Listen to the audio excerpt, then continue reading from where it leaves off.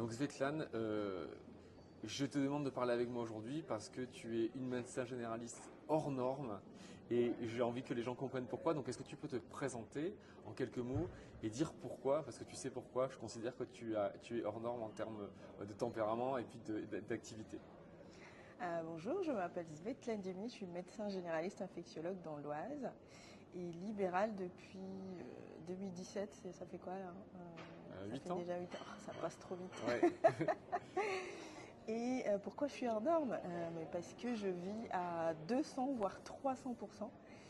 On n'a qu'une seule vie, alors autant en profiter au maximum. Et déjà en médecine, enfin dans le médical, on est très curieux. Et bien là, il faut être curieux, curieux de tout, apprendre, apprendre, apprendre. Et plus on apprend, plus on se rend compte qu'on a d'autres choses à apprendre. Alors c'est infernal.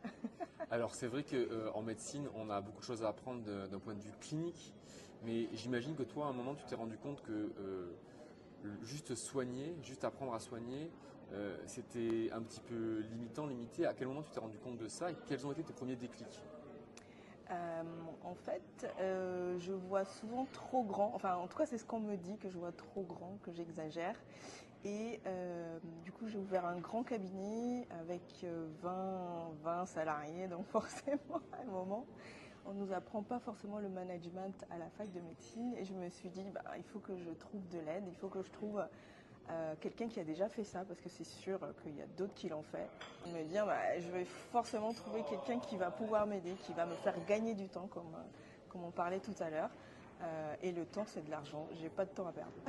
Ok, donc tu es assez libre à parler d'argent, c'est rare encore de nos jours en médecine, en tout cas en France. Euh, Ma question, c'est que par rapport toi à l'activité de médecin classique, médecin libéral classique, tu as une particularité, c'est que tu as monté un modèle de clinique Mhm. alors que tu es médecin généraliste. Est-ce que tu peux nous parler un petit peu de ça? L'idée, c'était de modéliser ce qu'on fait déjà à l'hôpital. On sait très bien le faire à l'hôpital. On a été biberonné à l'organisation hospitalière. Et ben, c'est faire l'hôpital hors de l'hôpital. Et donc, avec ce système-là de délégation, de tâches, de protocoliser, de processer euh, l'activité pour pouvoir accueillir plus de patients. Parce qu'il y a une forte demande, il y a peu d'effecteurs, alors comment on peut optimiser l'activité? Voilà, Optimiser en médecine, c'est pas un gros mot? pas du tout. Je sais pas. Moi, je trouve pas non plus. Mais il y en a, je crois, qui pensent que oui. C'est vrai? Et bah ouais, je crois. Et donc, tu m'as parlé de tes. À quel moment tu t'es rendu compte que tu as été biberonné à l'hôpital? Est-ce que d'emblée tu as modélisé cette activité-là ou tu as d'abord passé par le truc un peu plus traditionnel, le cabinet libéral? Pas du tout. J'ai commencé assez rapidement comme cela, puisque bah, à l'hôpital on fonctionne comme ça. Il y a toujours une infirmière qui te prépare les choses, tu as toujours une secrétaire, une assistante qui te prépare les dossiers. Tu viens vraiment faire que ce pourquoi tu es formé. Ouais. Tu as les externes, tout Ah, ce qui t'aide? monde-là Tu es qui aidé? t'aide. Ouais.